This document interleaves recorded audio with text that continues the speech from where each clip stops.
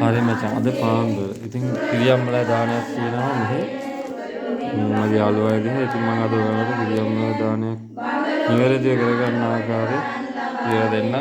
Video එක බලලා subscribe කරලා දාන්න.